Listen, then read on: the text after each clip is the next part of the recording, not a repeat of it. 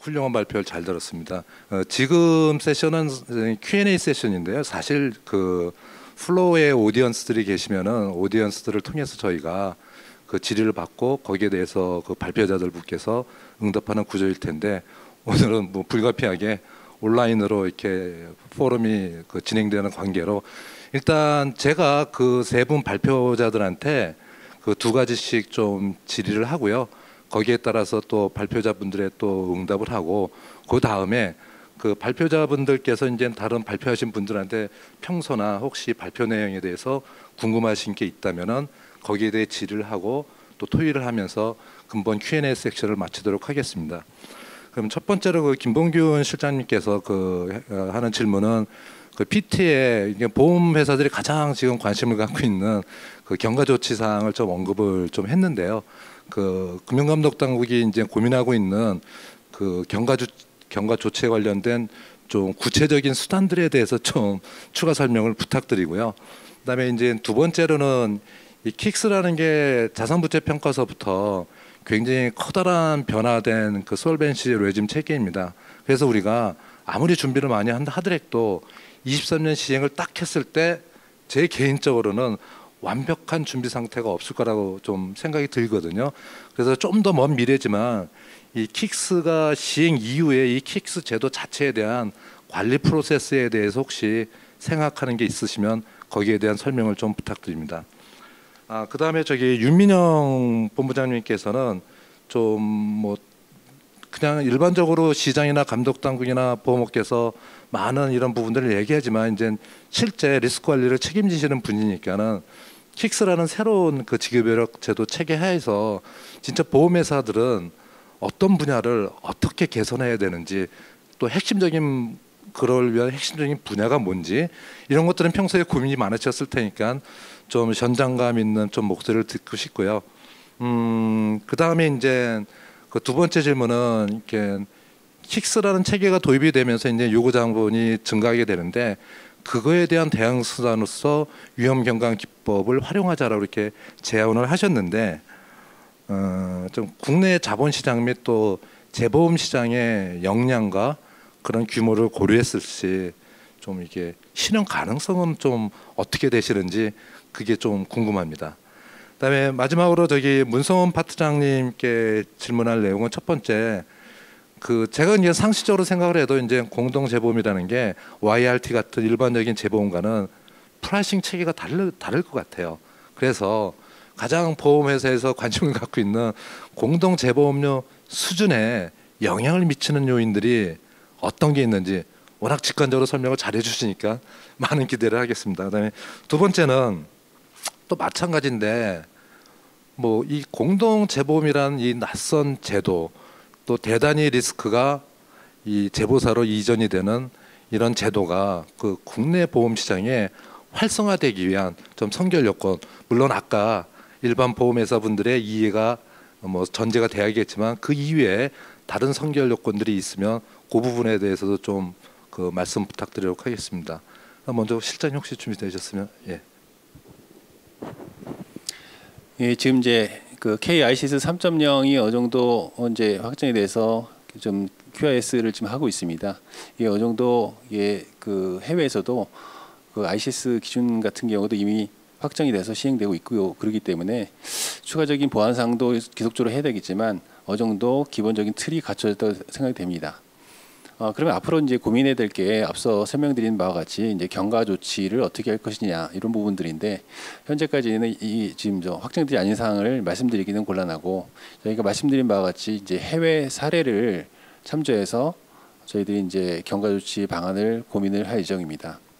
참고로 이제 그 이후에 솔벤시 2 같은 경우에는 경과 조치를 다양한 조치를 취하는 사례가 있습니다. 예를 들어서 뭐 준비금 차이를 조정한다든지 아니면 할인율을 단기적으로 이제 조정한다든지, 그다음에 기존의 그 가용자본이 인정됐던 부분들도 지속적으로 인정되게 해준다든지, 그리고 또 요구자본 측면에서는 신규 위험, 예를 들어서 뭐 주식 위험 같은 경우는 이제 충격 시나리오를 적용하게 되는데 그것도 단계적으로 인식한다든지 등과 같은 이제 새로운 위험에 대해서 단계적 적용 방안들도 있습니다. 그래서 이런 부분들을 저희 국내 실정에 맞는지 여부를 종합적으로 검토를 해서 적용해야 될 것 같고요. 또 한 가지는 중요한 것이 이제 그 경과 기간을 어느 정도까지 둘 것인지도 굉장히 중요한 사항인 것 같습니다. 이 부분에 대해서는 앞서 말씀드린 것 같이 지금 이제 QIS를 하고 있거든요. 그 단계적 적용을 하기 위해서는 보험회사 실태를 정확하게 파악하는 것이 중요하다고 볼 것입니다. 그래서 다양한 이제 시뮬레이션을 거쳐서 이게 합리적인 방안을 강구할 예정입니다. 근데 이제 경과 조치에 대한 뭐 수단과 기간 이런 것도 중요하지만 어떤 방식으로 하는지도 굉장히 중요한 이슈라고 할 것입니다. 예를 들어서 모든 보험회사에 대해서 일괄적으로 적용할 것인지 아니면 일부 이제 그 회사에 대해서 뭐 선별적으로 적용할 것인지, 선별적으로 적용할 경우에는 이제 회사에 대해서 뭐 의무 이행을 뭐 강제할 것인지 말 것인지, 그리고 만약에 요건이 이제 충족이 되면은 조기 졸업 요건을 둘 것인지 말 것인지 등 여러 가지 많은 사항들이 있습니다. 또 앞서 말씀드린 것 같이 이런 경과 조치를 하게 되면 대외적으로 나타나는 이제 사항들이 이제 지급력 비율 같은 게 공시가 될 텐데, 이게 경과 조치 받은 회사와 받지 않는 회사 이를 어떻게 구분을 해야 될 것인지 말 것인지 이런 부분들도 종합적으로 고려해서 설계될 필요성이 있다고 봅니다. 저희는 이런 부분들을 종합적으로 고려해서 보험업계 의견도 수렴해서 진행할 생각입니다. 두 번째로는 이제 KICS 시행 이후에 뭐 관리 방안에 대해서 말씀해 주셨는데요. 지금 현재 RBC 제도도 지금 도입 이후에도 수차례에 걸쳐서 지속적으로 제도 개선이 이루어져 왔습니다. 그래서 지금 이제 새로운 이제 지급력 제도가 도입이 되면 아시다시피 이제 보험회사의 모든 정책이 바뀔 것 같습니다. 예를 들어서 상품 정책, 보험 영업 정책, 자산 운용 정책, 리스크 관리 정책 이런 부분에 모든 변화가 필요할 것이고, 보험회사의 그 관리 수준 자체를 좀 더 정교하고 새로운 제급력 제도에 맞춰서 개선돼야 될 필요성이 있고, 제 감독 당국도 이런 사항들을 지속적으로 모니터링함과 동시에 제도가 약간 미흡한 부분이 있으면 지속적으로 보완해 가면서 그렇게 진행할 예정입니다. 예, 저 장희규 부문장님이 질문하신 사항에 대해서 답변드리겠습니다. 우선 첫 번째로 그 킥스 제도 하에서 효율적인 경영을 위해서 보험회사가 개선이 필요한 사항이 어떤 것인지 질문을 주셨는데요. 사실 어떻게 보면 가장 기본적이고 근원적인 질문이기는 하지만 또 한편으로는 답변드리기 굉장히 또 쉽지 않은 그런 질문인 것 같습니다. 그러니까 그만큼 고민이 많이 되는 문제인데요. 방금 그 김 실장님께서도 말씀하셨듯이 킥스 제도가 도입되게 되면 보험회사의 그 자산과 부채 포트폴리오에 대한 정책이 굉장히 많이 변화가 있을 거라는 거는 다들 주지하고 있는 상황인 것 같습니다. 그런데 그러한 그 정책을 실질적으로 실행하는 게 사실 쉽지 않은 상황입니다. 그러니까 저희 리스크 관리를 하는 입장에서 보면은 그 보험 상품 포트폴리오에 대해서도 지금과 같이 초장기 만기 그 상품 포트폴리오를 좀 비중을 줄이는 것이 필요하다라는 얘기를 또 하고는 있지만, 실질적으로 리스크를 테이킹하는 만큼 또 그만큼 이익의 원천이 되는 그런 상품들이기 때문에 이익과 리스크를 적절히 조정하면서 관리 정책을 피는 게 굉장히 중요할 것 같다라는 생각이 들고요. 또 한 가지 또 고려를 해야 될 것은 시장에서 또 초장기의 그 상품에 대한 니즈가 여전히 존재한다라는 것입니다. 아까 앞에서 말씀드린 바와 같이 그 장기 상품의 비중이 계속 늘어나고 있는 상황에서 그 재무 건전성 관리를 위해서 보험사 입장에서는 초장기 상품의 비중이 줄어드는 게 도움이 될 수는 있지만, 또 시장에서는 여전히 그 어떤 미래에 대한 불확실성에 대한 보장을 요구하고 있는 그런 상황에서 그런 정책을 또 이렇게 앞서서 실행하기는 사실 쉽지 않은 건 사실입니다. 그래서 그런 부분을 좀 말씀을 드리고 싶고요. 그 다음에 또 이 제도 자체가 그 보유하고 있는 보험 포트폴리오의 그 잔존 만기 전체에 대해서 리스크를 측정하는 것이기 때문에 그만큼 그 미래에 대한 어떤 경제적 그다음에 계리적인 가정이 굉장히 중요하게 됩니다. 근데 이 보험 만기가 길면 길수록 계리적 가정과 경제적 가정에 대해서 저희가 예측하고 그 예측을 토대로 해서 그 수치를 산출하는 게 사실 굉장히 쉽지 않은 작업이기는 합니다. 그래서 어떤 미래에 대한 불확실성을 조금이라도 줄이기 위해서라도 사실은 보험 상품을 좀 더 단순화하고 그다음에 그 장기 상품의 비중을 줄이는 것이 중요하긴 할 것 같고요. 그다음에 또 한편으로는 기본적으로 이러한 그 가정이라는 게 결국은 현재까지 혹은 이제 과거에 어떤 손해율 통계라든지 해약률 통계를 기반으로 해서 만들어지는 것이기 때문에 아주 보험회사의 기본적인 그런 경영 지표인 손해율이나 해약률이 기본적으로 많이 개선이 되어야 할 필요가 있다고 생각을 합니다. 그래서 그런 부분들이 좀 고려가 돼야 될 것 같고요. 그 사실 보험회사들이 그동안 그 예정 이율 인하 등 많은 노력을 기울이기는 했습니다. 근데 이런 노력을 앞으로도 지속적으로 기울여서 적정 수준의 보험료를 거수하고 거기에 부합하는 어떤 정책을 펴는 것이 중요할 것 같다는 생각이 들고요. 또 한 가지 저희가 고민을 하고 있는 사항 중에 하나가 그 앞서 말씀하신 것처럼 그 경영 계획을 수립할 때 보험 상품 정책이라든지 매출 정책 그리고 자산운용 정책 등에 있어서 그 이러한 자본 변동성을 고려한 경영 계획 수립이 전제되어야 될 것 같습니다. 그래서 사실 지금 많은 보험회사들이 가치 중심의 그 경영을 기치로 내세워서 많은 그런 변화들을 모색하고 있는 건 사실인데요. 이러한 것들이 아직까지는 그래도 어떤 매출 경쟁이라든지 그다음에 손익을 우선하는 정책과 이제 좀 병행을 하다 보니까 아직까지는 또 이렇게 본격화되지 못한 느낌이 있기는 있습니다. 업계 입장에서 보면.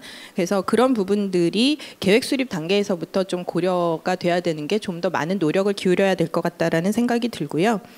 그 한편으로는 경영계획 수립 단계에서 자본 변동성을 고려를 하고 또 감독 당국에서도 이제 올사라든지 이런 거를 통해서 저희 그 보험회사에 요구를 하시는 게 이제 중장기적인 자본 계획을 수립할 것들을 이제 요구를 하고 계시고 또 보험사들이 거기에 이제 부응하고 있거든요. 근데 제도 자체가 사실은 이제 먼 미래의 현금 흐름까지 감안해가지고 자본 계획을 수립해야 되기 때문에 사실 예측 가능성이 좀 쉽지는 않은 건 사실입니다. 그리고 그 리스크를 뭐 정교하게 산출하는 게 굉장히 중요하기는 하고 거기에 맞춰서 이제 보험사들이 변화해야 된다라는 데는 전적으로 동의하지만 이 정교하게 산출하는 만큼 사실 불확실성이 커지는 것도 사실이긴 하거든요. 그래서 실무적으로 이런 것들을 좀 뭐랄까 실행하기 위해서는 제도가 현재 뭐 정교하게 산출하는 것과 함께 어떤 예측 가능성을 높이기 위해서 조금은 단순화될 필요도 있지 않을까 이제 그런 생각을 좀 해봤습니다.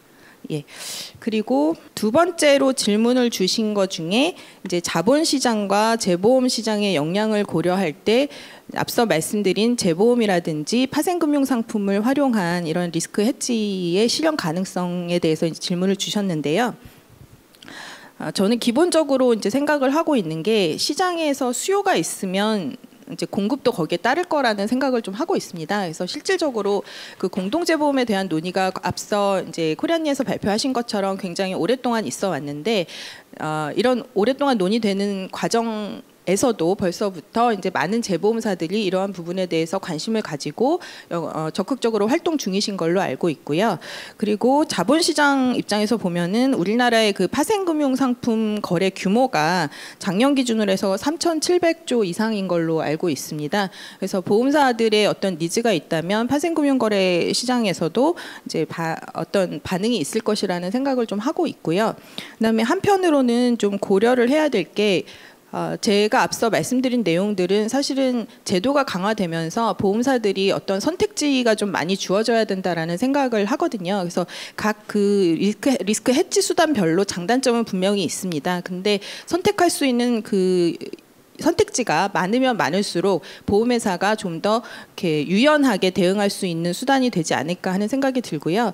지금까지는 사실은 가용자본을 확충하는 그런 거에 좀 포커스를 맞춰서 그 대응을 하다 보니까 실질적으로 작년에 신종자본증권이라든지 후순위채 발행 시장이 좀 지나치게 비용이 증가하는 쪽으로 좀 시장이 왜곡되는 현상도 있었던 것 같습니다. 그래서 그런 점들을 고려할 때 좀 다양한 선택지가 필요하다라는 생각입니다. 이상입니다.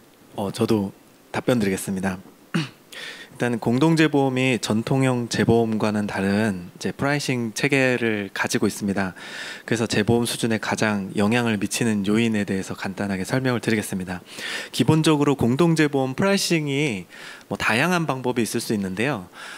일단 기본적으로는 우리 IFRS 17의 그 재무제표를 형성하는 것과 빌딩 블록하는 어프로치랑 거의 유사합니다. 이게 기본적으로 보험의 프라이싱 기초기 때문에 그런데요. 기본적으로 미래 현금 흐름을 계리적 가정을 통해서 추정을 하고요.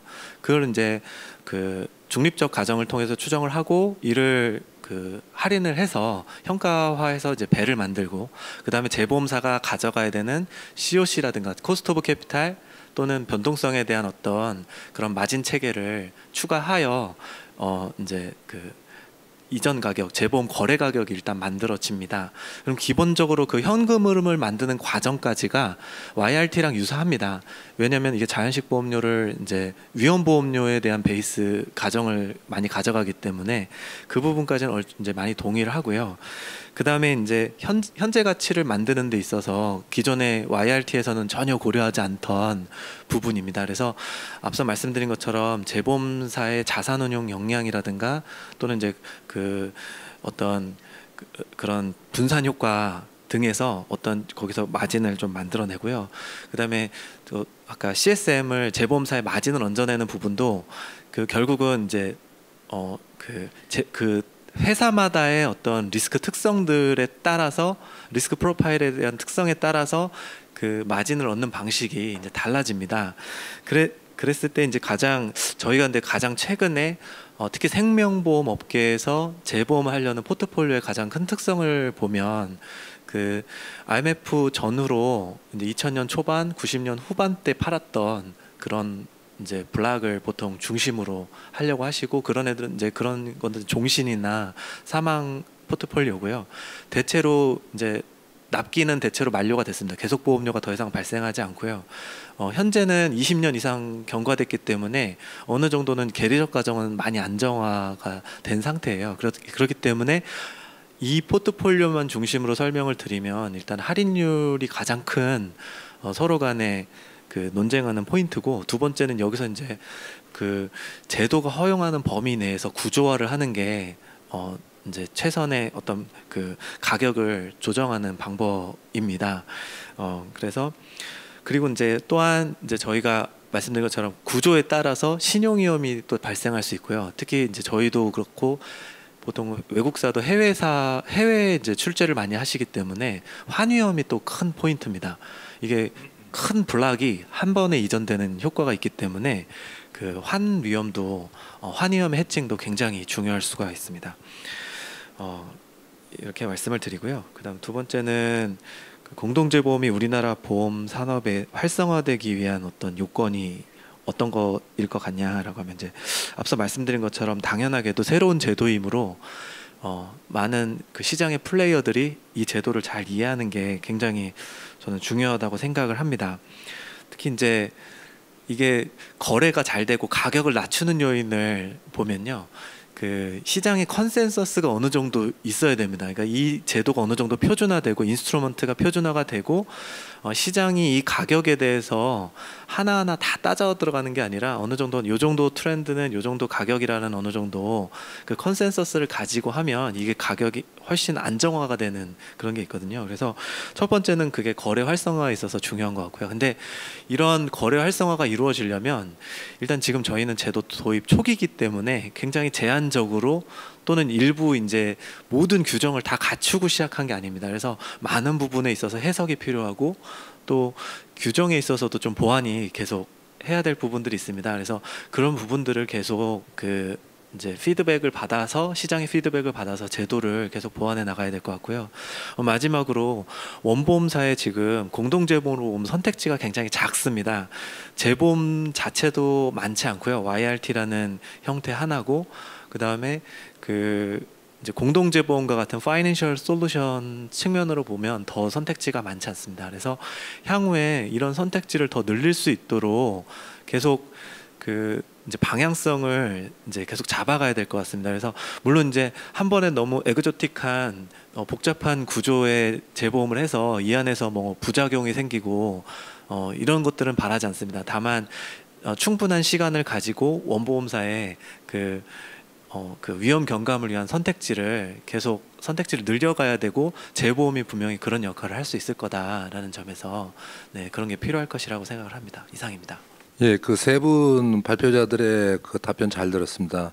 좀 다행인 게 저희 김봉균 실장님께서 다양한 해외 사례를 통한 그 다양한 경과 조치 사항을 고민하고 있어서 다행이고요. 근데 뭐 전혀 제가 생각하지 못했던 여러 이슈가 있네요. 그걸 적용하려다 보니까 선택적 적용이라든지 그거에 따른 차이나는 결과를 어떻게 공시를 해야 될지, 그래서 아 이게 쉬운 일은 아니구나 그런 생각을 좀 하게 됐습니다. 그다음에 이제 윤민영 본부장님께서 수요가 있으면 공급이 당연히 따라오지 않겠냐. 근데 그럴 때 생각나는 게 그 2007, 8년 금융위기 당시에 이제 미국 생보사들이 그 변액보험 최저보증 리스크 때문에 굉장히 큰 곤혹을 당했는데 그 이후에 오히려 시카고 선물거래소에서 알아서 장내에서 이걸 해체할 수 있는 테일러메이드 상품을 만들더라고요.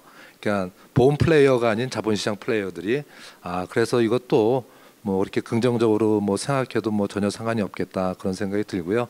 그다음에 우리 문 파트장님 답변 중에 가장 인상 깊었던 건 이게 단기적으로 뭐 커다란 빅딜이 일어나지 않겠지만은 서로 협의를 하고 이해하고 서로 내고하는 과정에서 일정 수준의 어떤 컨센서스가 이루어지는 가격이 형성이 되는 게 가장 큰 선결 조건이지 않겠냐, 그런 발언 내용이 굉장히 인상적이었습니다.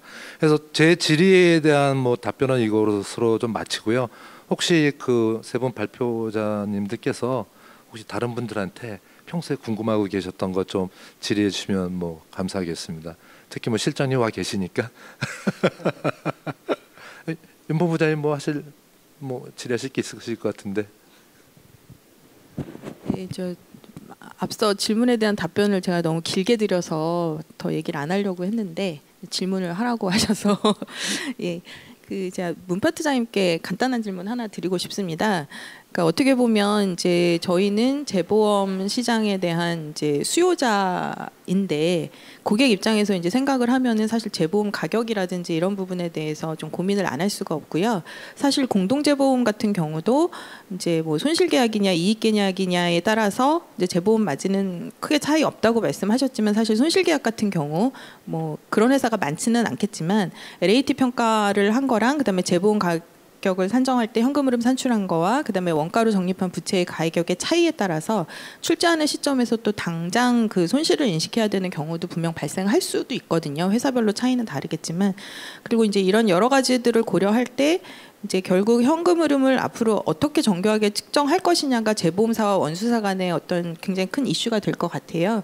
근데 지금까지는 사실 이제 저희가 레이트 커테이션을 할 때 재보험사 요율은 그냥 저희가 이제 받아들이는 그런 상황이었다면 앞으로는 재보험사와 원수사가 그런 부분에 대해서 좀 첨예하게 논쟁을 할 가능성이 높다라고 보여지거든요. 그래서 아까 앞서 발표에서는 사실은 재보험 가격이 쌀 것이고 그다음에 그 매입을 하는 데 있어서도 시간이 좀 쇼텀일 거라고 말씀을 하셨지만 사실 그런 어떤 논쟁을 생각을 하면 좀 쉽지 않을 것 같다라는 생각이 하나 들고요.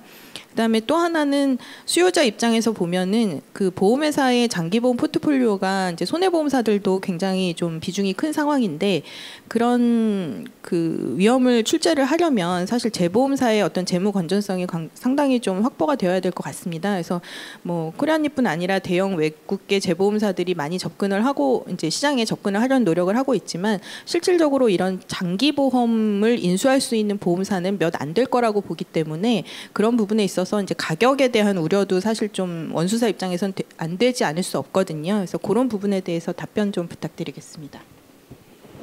네, 많은 어려운 질문인데요.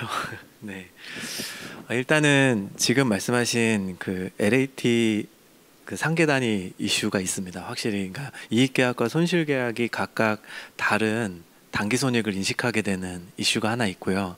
그 다음에 그게 이제 어떻게 보면은 현행 경영진의 입장에서 단기 손익에 영향을 크게 주는 것이기 때문에 그 민감도가 큰 것이 사실입니다. 제가 아까 이익계약이든 손실계약이든 그 코스트, 그러니까 재보험 넷 코스트에 큰 차이가 없을 수도 있다고 한 거는 기본적으로 저희 프라이싱 방식이 그러니까 벨을 측정을 한 다음에, 그러니까 얘가 이익이다 손실이다라는 거는 그 과거의 결과로서 오늘 얘기하는 것이지, 오늘 날짜로 그냥 각각의 포트폴리오의 미래 현금 흐름을 추정해서요 벨을 만든 다음에 그 변동성의 마진을 얻는 방식이기 때문에 그 포트폴리오 자체의 특성이 굉장히 많이 영향을 줍니다. 근데 이제 생각하시는 건 기존의 원가법 부채 대비 재보험 자산에서 발생하는 그 증가분, 그 시가평가 차액의 그 증분이 다르기 때문에 이제 이런 말씀을 많이 주십니다.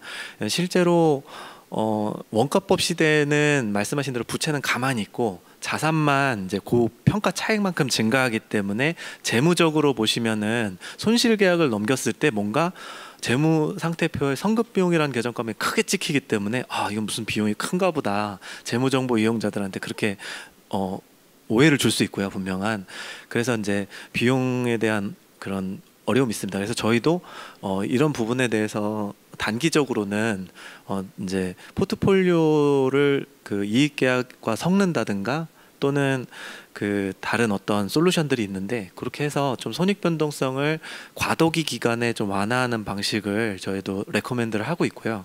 두 번째는 이제 기본적으로 이 자체에 들어가는 비용이 작지는 않습니다. 절대값도 작지 않고요. 왜 그러냐면 이제 아까 말씀드린 것처럼 위험에 넘기는 그 범위가 굉장히 넓기 때문에 당연하게 이제 클 수밖에 없습니다. 그리고 당연히 이게 프라이싱 방식이 저희가 해보니까 이제 M&A랑 굉장히 유사합니다. 그 보험사 M&A 할 때 보면은 이제 블록 전체를 그냥 이제 평가를 하지 않습니까? 그래서 되게 소규모 M&A처럼 많이 이루어집니다. 그래서 거기서 이제 양사 간의, 수요자와 공급자 간에 굉장히 많은 그런 논쟁이 있고, 그 가운데 진짜 최적화된 그 포트폴리오를 찾는 게 굉장히 중요하더라고요. 그래서 우리가 일반적으로 재보험을 하면 특히 뭐 NDA 같은 걸 특별히 체결을 안 합니다. 그냥 안 하고 그냥 뭐 위험률 정도 해가지고 서로 이렇게 그 원보험사가 이미 프라이싱한 가격 자체에서 조금 조정하는 수준으로 많이 합니다. 근데 공동재보험은요, M&A 하듯이 데이터룸을 거의 열듯이 해서요,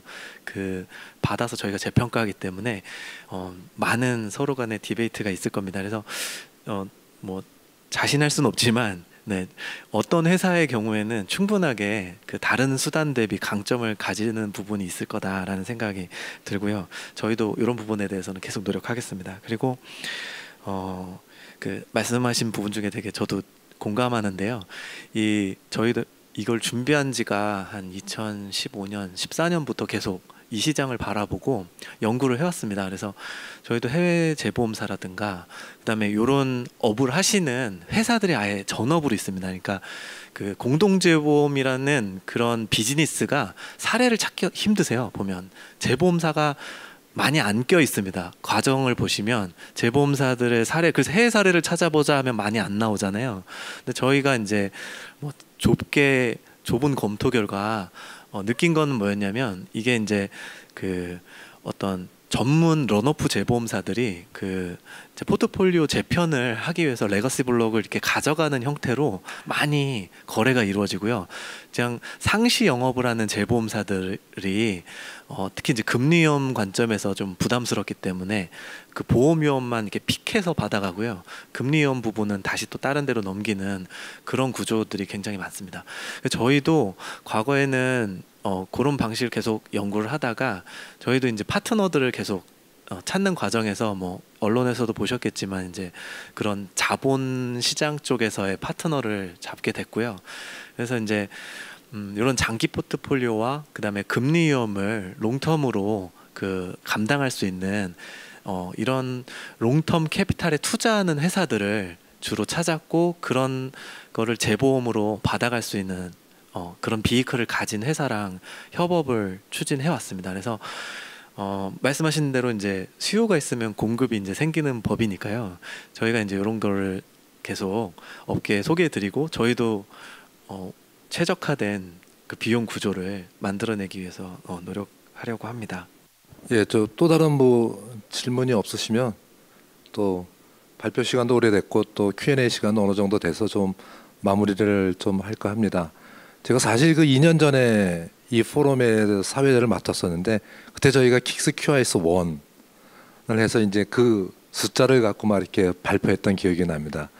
근데 불과 뭐 만 2년이 지났는데 어떻게 이 요구 자본의 경감을 통해서 자본 관리를 해야 될지, 또 구체적인 뭐 해치 수단이라든지 공동 재보험 이게 상당히 좀 격세지감이 느낄 정도로 많이 발전해 온 것 같습니다.